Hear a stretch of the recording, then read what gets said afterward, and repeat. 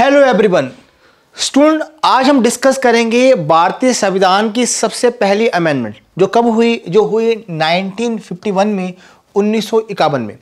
Okay, अब साथ में इस अमेंडमेंट जुड़े हुए कुछ इंपॉर्टेंट केस हैं, जैसे कि हम बात करेंगे कमेश्वर सिंह का केस आता है, और साथ में आपका दुराई राजा केस आता है, और तीसरा आपका रमेश थापर केस आता है।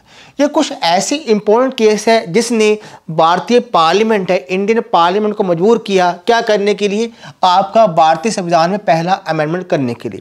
देखो, इससे पहले कि मैं फर्स्ट अमेंडमेंट पे सीधा आऊँ, पर थोड़ा सा आपको अमेंडमेंट के बारे में बता देना चाहता हूँ। देखो, अमेंडमेंट को अगर आसान भाषा में बोले, बदलाव।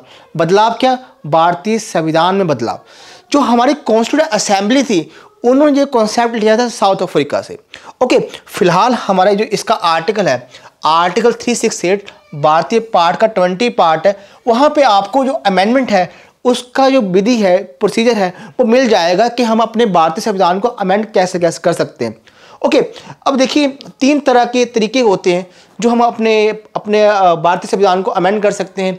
एक है हमारा सिंपल मेजोरिटी, दूसरा हमारा स्पेशल मेजोरिटी, तीसरा है हमारा special majority plus ratification of 50% state. Okay, तीसरा क्या है? Special majority plus consent of half of the state, और जितनी भी राज्य हैं उनमें से आधे राज्य की सहमति। तो तीन तरह से हम अपने जो भारतीय संविधान है इसको अमेंड कर सकते हैं। एक बात और समझिएगा कि भैया ये अमेंडमेंट की जरूरत हमको पड़ी क्यों, रिक्वायरमेंट क्यों पड़ी। देखो, एक बात समझना, जो हमारे लोग थे, मैं बात कर रहा हूँ किन की? कॉन्स्टिट्यूएंट असेंबली की। कॉन्स्टिट्यूएंट असेंबली कौन? ये वही कॉन्स्टिट्यूएंट असेंबली है जिसको हम हिंदी में बोलते हैं संविधान सभा, जो रिस्पॉन्सिबल है भारतीय संविधान को बनाने में। हुआ क्या, इनको पता था कि हो सकता है कि समय के हिसाब से कुछ चीज़ें होती हैं कि बदलाव करना पड़े, इसीलिए इन्होंने साउथ अफ्रीका से जो अमेंडमेंट कॉन्सेप्ट है ये भारतीय संविधान में रखा। ओके, जिस कारण से हम क्या करते हैं, अमेंडमेंट आज देखने को मिलती है। अब आते हैं हमारी पहली अमेंडमेंट पे। अब देखिए, ये है हमारी पहली अमेंडमेंट। पहली अमेंडमेंट से भारतीय संविधान में क्या क्या अमेंड किया गया। देखो, सबसे पहले मैंने आपके सामने मेंशन कर दिए जो हमारे मेन पॉइंट है जो आपकी पहली अमेंडमेंट से संविधान में बदलाव देखने को मिले। देखो, सबसे पहला बदलाव है, ये हमको बात करता है आर्टिकल 19। देखो, जिन स्टूडेंट्स को नहीं पता, मैं बता देना चाहता हूँ, आर्टिकल 19 है, ये हमारा बात करता है किसके रिगार्डिंग? ये बात करता है स्पीच, फ्रीडम ऑफ स्पीच। देखो, जो जितने भी हमारे फंडामेंट राइट है, हमारे 6 फंडामेंट राइट है, तो उसमें से हमारा दूसरा जो फंडामेंट राइट है वो बात करता है राइट टू फ्रीडम। इसका आर्टिकल आता है 19 से लेके 22 तक। तो इसमें से इसका आर्टिकल 19 है ना, तो आर्टिकल 19 बात करता है किसकी? फ्रीडम ऑफ स्पीच की। इसके अंतर्गत आपको 6 जो इसके क्लोज है वो मिल जाएंगे, जहाँ पे देखिए फर्स्ट क्लोज में, सब क्लोज में A B C D F G, F हटा दिया गया, फिलहाल G मिल जाएगा आपको। ओके, अब यहाँ पे क्या है, आपके right to freedom of speech and expression, बोलने का अधिकार, एक्सप्रेशन का अधिकार, असेंबल, मिलने का अधिकार, इकट्ठे होने का अधिकार। Okay, right to form union, right to move freely, okay, right to settle, right to practise any profession. So these are the parts of freedom of speech under article 19। अब मुद्दे की बात है, पहली अमेंडमेंट से इसमें क्या बदलाव किया गया। देखो, पहली अमेंडमेंट ने इन जो हमारा जो आर्टिकल 91 है, इसका जो सब क्लोज ए है, इसके ऊपर कुछ रिस्ट्रिक्शन है, पाबंदियाँ, वो आर्टिकल 19 जो हमारा 2 है इसके बाद लगाएगी। आप यहाँ पे देख सकते हैं, जो यहाँ पे लाल लाल किया हुआ है, ये यहाँ पे बता रहा है ये चीज़ हमारी पहली अमेंडमेंट से ऐड की गई। बेसिकली ये था क्या, ये कुछ तरह की रिस्ट्रिक्शन है, impose reasonable restriction on your article 19 close 1 और सब क्लोज ए। ये बात आपने याद रखनी है। ओके, तो ये तो हमारा पहला अमेंडमेंट से एक पॉइंट तो ये वाला हुआ। अब देखिए, यहाँ पे बताया हुआ है जो पाबंदियाँ बताई मैंने, रिस्ट्रिक्शन, एक तो पब्लिक ऑर्डर, दूसरा friendly relation with the foreign state, तीसरा incitement to an offence. Okay, तो ये बात आपने याद रखनी है। तो ये हमारी पहली अमेंडमेंट होगी। अब दूसरा अमेंडमेंट हमने क्या किया, हमने ऐड किया 9th शेड्यूल। अब सबसे पहली बात, जिन बच्चों को नहीं पता है तो मैं थोड़ा बता दूं, शेड्यूल होता क्या है। देखो, शेड्यूल एक तरह की सूची होती है, हिंदी में बात करें, ये कुछ ऐसी एडिशनल इंफॉर्मेशन होती है जो हमारे आर्टिकल्स में नहीं होती। उसके एडिशनल इंफॉर्मेशन आर्टिकल के अलावा वो हम क्या करते हैं, शेड्यूल में रखते हैं। ऐसे भारतीय संविधान में कुल 12 शेड्यूल है, उसमें से 9 शेड्यूल जो ऐड किया गया वो हमारा पहली अमेंडमेंट से ऐड किया गया। ओके, अब समझते हैं यहाँ पे बेसिकली 9 शेड्यूल के बारे में बताया गया कि कब ऐड किया गया। और साथ में क्यों ऐड किया गया, और तीसरा अब इसमें है क्या, इसमें कुछ बेसिकली कुछ कानून है।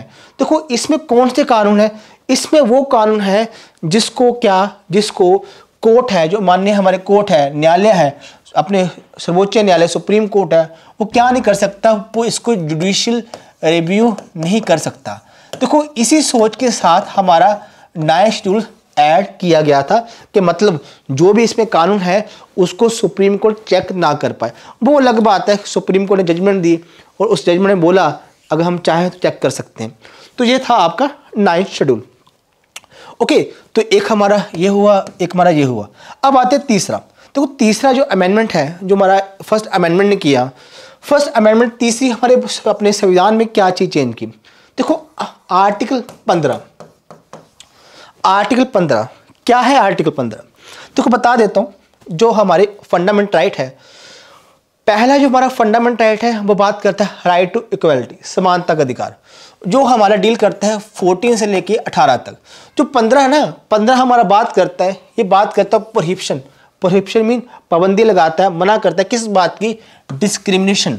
डिस्क्रिमिनेशन मीन भेदभाव, मतलब हमारे देश के अंदर भेदभाव नहीं किया जाए, किस आधार पे, रिलीजन के आधार पे, धर्म के आधार पे कोई भेदभाव नहीं होगा। रेस, रेस मीन अपना गोरा काला है ना, इसके आधार पे, कास्ट जाति के नाम पे, सेक्स मेल फीमेल, तीसरा प्लेस ऑफ बर्थ, कहाँ पे जन्म हुआ। तो हमारा आर्टिकल 15 इसी के बारे में बात करता है। ओके, लेकिन आपके मन में क्वेश्चन आता होगा कि भले ही सर हमारे यहाँ पे भेदभाव नहीं होता, लेकिन कुछ संस्थाओं में कुछ पर्टिकुलर वर्ग को क्या होता है, रिजर्वेशन होती है ना। तो बताना चाहेंगे ये क्या है, this is the exception of article 15। ये जो एक्सेप्शन है ना, ये भी हमारा पहली अमेंडमेंट से ही ऐड किया गया था। जो क्या बोलता है, जो मैंने जहाँ पे लाल लाल किया हुआ ना, ये उसी के बारे में बात करता है। देखो ये क्या कह रहा है, आर्टिकल 19 शैल, ओके, यहाँ बोला गया है कि any provision for the advancement of any socially and educationally backward class of citizen और for the schedule caste and schedule tribe. मतलब क्या है, अगर चाहें जो स्टेट है, ओके, स्टेट की परिभाषा आर्टिकल 12 और 36 में मिलती है कि जो स्टेट है वो चाहे तो जो आपके समाजी तौर पे या एजुकेशन तौर पे क्या है, थोड़ा बैकवर्ड है, उनके लिए वो क्या है, सरकार कानून बना सकती है। ये कौन बोलता है, हमारा आर्टिकल 15 कौन सा क्लोज, 4 क्लोज बोलता है। तो ये जो आपका चेंज है ना, बदलाव, ये भी आपका पहली अमेंडमेंट से किया गया। चलिए स्टूडेंट, हम अब थोड़ा सा आगे बढ़ते हैं। आगे क्या है, अभी हमने पहले क्या पढ़ा, पहले पढ़ा कि भारतीय जो पहला अमेंडमेंट है उसने भारतीय संविधान में क्या क्या बदलाव किए। अब ये बदलाव करने क्यों पड़े, पार्लियामेंट को ये बदलाव भारतीय संविधान में लेके आने पड़े, क्यों पड़े, कोई ना कोई समाज में कोई ऐसी घटना घटित हुई होगी। बिल्कुल सही, इसमें कुछ इंपॉर्टेंट केस है जो क्या है, इसका जो आपका लिंक है आपका पहले अमेंडमेंट से है।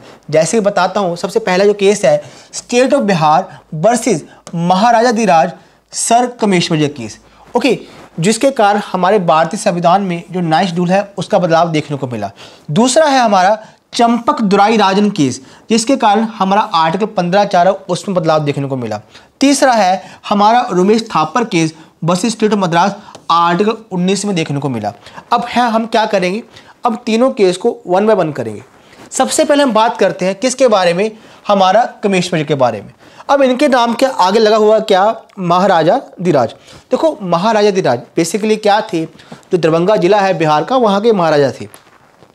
ओके, अब इशू है क्या, इनका केस माना हमारे जो माननीय कोर्ट में जाता क्यों है, किस कारण से जाता है, हुआ क्या था, आपको मैं बताना चाहूँगा। अंग्रेजों के टाइम पे एक लैंड रेवेन्यू सिस्टम होता था जिसको बोलते जिम्मेदारी सिस्टम।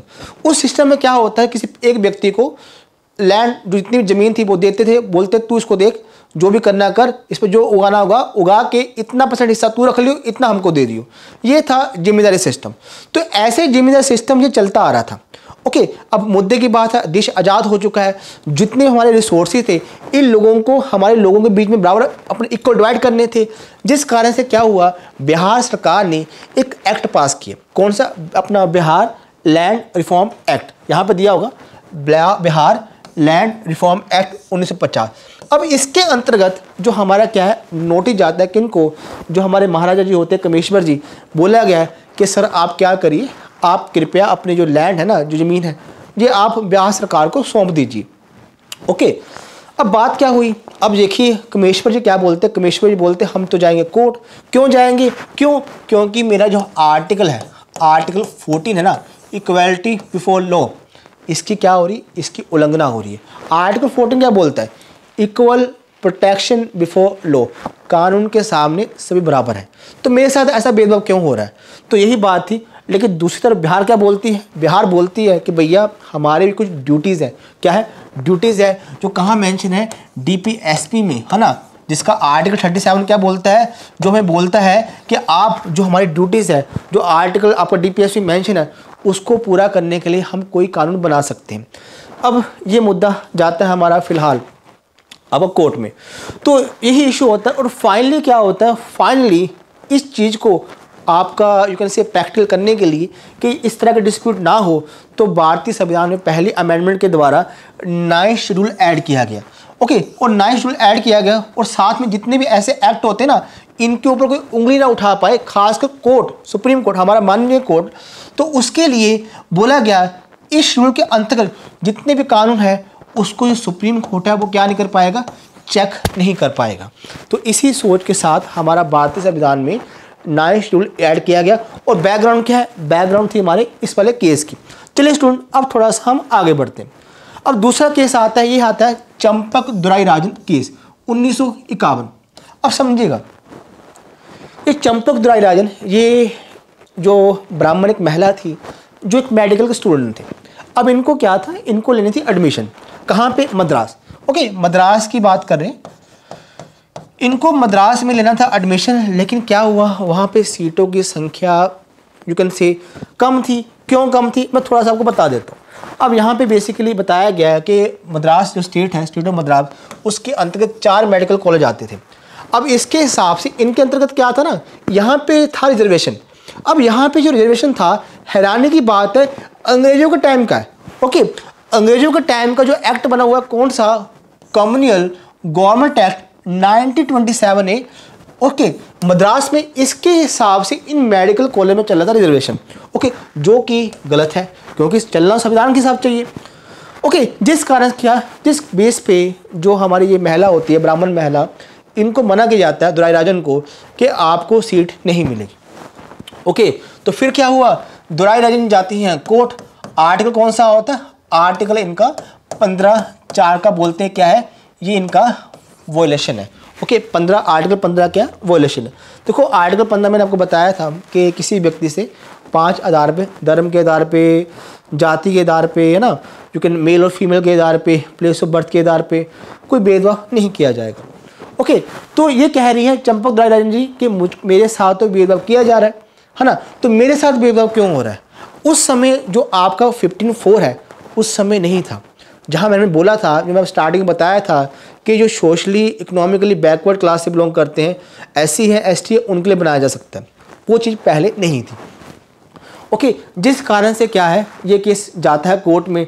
और जो पहली बात, जो मद्रास हाई कोर्ट है, वो केस इनके फेवर में देता है। किनके केस में, दुराईराजन केस में, कि आप बिल्कुल सही कह रहे हैं।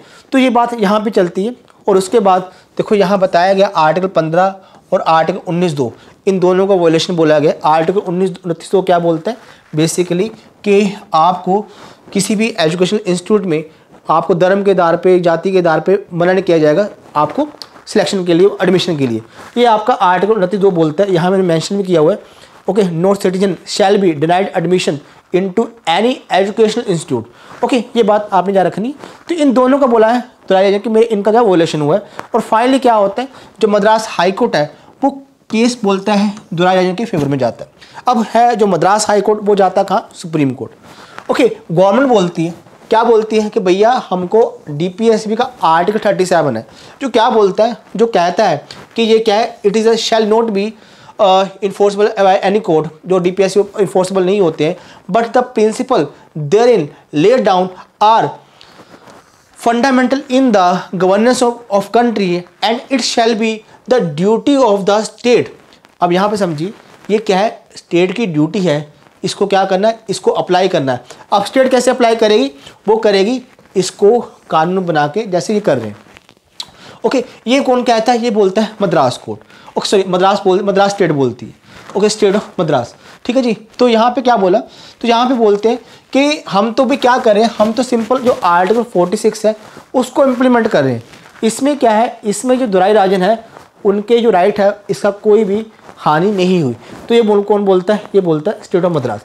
तो ये बात आपने समझनी है। और फाइनली क्या होता है, फाइनली सुप्रीम कोर्ट बोलता है। अब यहाँ सुप्रीम कोर्ट के सामने एक और मुद्दा, क्या मुद्दा, कि भैया फंडामेंटल राइट को तवज्जो दे या फिर दे डीपीएसपी को। तो फाइनली क्या होता है कि फंडामेंटल राइट और सुप्रीम, ये क्या, इस पर्टिकुलर जजमेंट में क्या निकल के आता है कि फंडामेंटल राइट क्या सुप्रीम है और डीपीएसपी क्या है, डीपीएसपी सेकंड आते हैं। तो ये इस मुद्दे को आपने याद रखना चंपक दुराईराजन केस में। और फाइनली अब पार्लियामेंट के सामने होता है कि भाई अब देख सीधी बात है, स्टेट को लोगों का वेलफेयर करना है, डीपीएस में जो पॉइंट लिखे हैं उसको अप्लाई करना है, तो करे कैसे। इसीलिए फिर क्या हुआ है, इसीलिए अमेंडमेंट लेके आया गया। जो आप आर्टिकल 15(4) देखते हैं वो इसी का क्या रिजल्ट है। तो ये बात आपने ध्यान रखनी है। तो ये हमारे पहले दो हमारी हो चुकी हैं। अब तीसरे हमारे केस पे आते हैं, वो है Ramesh Thapar case versus state of Madras. देखो रमेश थापर कौन थे, देखो रमेश थापर क्या थे, ये एक जाने माने उस समय के जाने माने कम्युनिस्ट विचारधारा के व्यक्ति थे। ओके, इनकी एक मैगजीन थी, इनकी मैगजीन का नाम था cross road. Okay, cross road इनकी मैगजीन का नाम था। अब हुआ क्या, अपनी इस मैगजीन में ये क्या करते थे, उस समय ये थे केरला के, तो उस समय कांग्रेस जो वहाँ की गवर्नमेंट थी उनके खिलाफ काफ़ी ज़्यादा बातें करते थे। अब कांग्रेस को ये बातें पसंद नहीं थी। ओके, जहाँ पे सुनने में आया, यहाँ देख सकते हैं आपको, जहाँ भी जानकारी ये मिल जाएगी। तो फाइनली क्या हुआ, फाइनली अब हुआ क्या, ये इनकी थी केरला में इनकी मैगजीन। ये होता क्या, बेसिकली सर्कुलर होने के लिए, बिकने के लिए कहाँ जाती है, मद्रास। ओके, अब मद्रास की स्टेट बोलती है, मद्रास बोलती है कि भैया जो भी ये कह रहे हैं ना, जो इनकी यहाँ विचारधारा है वो कहीं ना कहीं वहाँ के लोगों को सही नहीं लगेगी। तो क्या करती है मद्रास स्टेट, वो इसको बंद करती है, बैन कर देती है। अब फिर क्या हुआ, आपके जो हमारे मिस्टर थापर जी होते हैं ये चले जाते हैं कहाँ, कोर्ट में। तो कोर्ट में जाते हैं, कहाँ चले गए, सुप्रीम कोर्ट। तो सुप्रीम कोर्ट में गए और बोले कि हमारा जो आर्टिकल 19 है, 19 का पहला क्या, 19 का पहला क्लोज और सब close A, freedom of speech and expression, उसकी क्या हुई, उसकी वायलेशन हुई है, क्योंकि उसके अंतर्गत मेरा जो राइट टू सर्कुलर है ये भी आता है। सर्कुलर मीन जो हमें अपन जो मैगजीन प्रिंट कर रहे हैं उसको बेचना, उसको ना सेल करना, ये भी आता है। ओके, इसकी क्या हुई, इसकी उल्लंघना हुई। ये कौन बोलता है, ये बोलते हैं हमारे मिस्टर थापर जी। अब मुद्दे की बात हुई, अब देखो अब बैन को चैलेंज किया गया, बैन को चैलेंज किया गया। अब बेसिकली जो पाबंदी लगाई गई थी उनके ऊपर, ये पर्टिकुलर सेक्शन है, सेक्शन 9(1)(a), ये क्या है, Madras maintenance of public order act 1949। इसके अंतर्गत जो उस पर्टिकुलर मैगजीन है उसके सर्कुलेशन पे पाबंदी लगाई गई थी, किसके द्वारा, मद्रास स्टेट के द्वारा। तो ये फिलहाल इशू था। ओके, फिलहाल बात आगे बढ़ती है, तो फिलहाल आगे बढ़ती है। तो यहाँ पे ना तो क्या होता है, फाइनली जो केस है वो जाता है किसके फेवर में, थापर जी के फेवर में जाता है।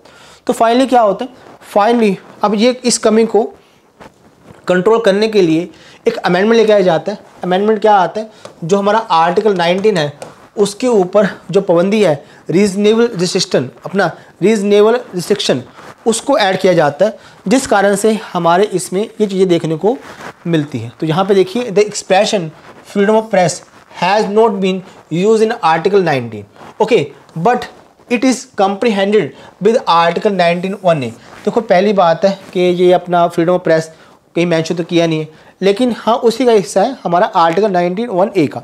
ओके, तो ये बात आपने याद रखनी है। और फाइनली क्या होता है, फाइनली इस केस में जो हमारी पार्लियामेंट है वो क्या करती, जो आपका आर्टिकल 19 है उस पर 3 बेसिस पे अपने पाबंदियाँ लेके आती है। जैसे बताया मैंने, उसमें पहली बार जिस कारण से हमारे भारतीय संविधान में रीजनेबल रिस्ट्रिक्शन है वो आपको देखने को मिलेगी। ये आपका क्या हुआ, ये सब हुआ आपका रमेश थापर केस में।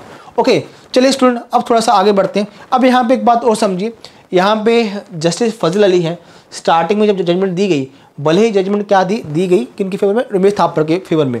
ओके, लेकिन फजल अली बोलते हैं कि नहीं ऐसा नहीं है, अगर चाहे तो मतलब कहीं ना कहीं ये डीपीएसपी के अंतर्गत ये स्टेट की ड्यूटी भी है कि उनको पावर दी जानी चाहिए कि वो इस तरह की जो गतिविधियाँ होती हैं उस पर पाबंदी लगा सके। लेकिन ये इनका अपना विचार था। ओके, उनमें से एक जज थे। तो ये बात आपका उर्मिला थापर केस के बारे में। तो स्टूडेंट हमने यहाँ पे क्या किया, हमने यहाँ पे जो भी हमारे इम्पोर्टेंट केस थे जिस कारण से भारतीय संविधान में जो भी अमेंडमेंट देखने को मिला वो आपके मैंने सामने यहाँ पे रख दिया।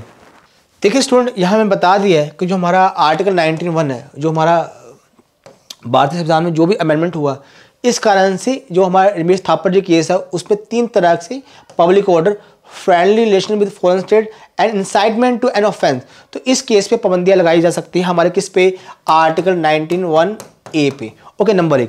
दूसरे पे आया स्टेट को क्या मिलती है, state was empowered to make special provision for the advancement of socially and backward class, और साथ में 9 शेड्यूल हमारे इसके बारे में जानकारी मिल गई है ना, महाराजा वाला केस जो हमारा हुआ। इसके अलावा 15(4) बता चुका ना, इसके रिगार्डिंग जो बात करते हैं डिस्क्रिमिनेशन वाला। ओके, जो कि सोशली एजुकेशनली बैकवर्ड क्लास के लिए स्टेट अपने काम कर सकती है। तो ये कुछ बातें हैं जो हमारा पहली अमेंडमेंट से बताएगी। बाकी स्टूडेंट बताना चाहेंगे, यहाँ पे आप सामने देख सकते हैं, ये कुछ हमारे होनहार विद्यार्थी हैं जिन्होंने अपना हरियाणा का जो एग्ज़ाम हुआ जुडिशरी का, उसमें काफ़ी अच्छा परफॉर्म किया। ये पहली लिस्ट है। ओके, और स्टूडेंट बताना चाहेंगे, अभी नया साल के उपलक्ष्य में हमने अपने बच्चों के लिए खासकर जो MP की नोटिफिकेशन आई है उसके लिए स्पेशल बैच अनाउंस कर दिया है।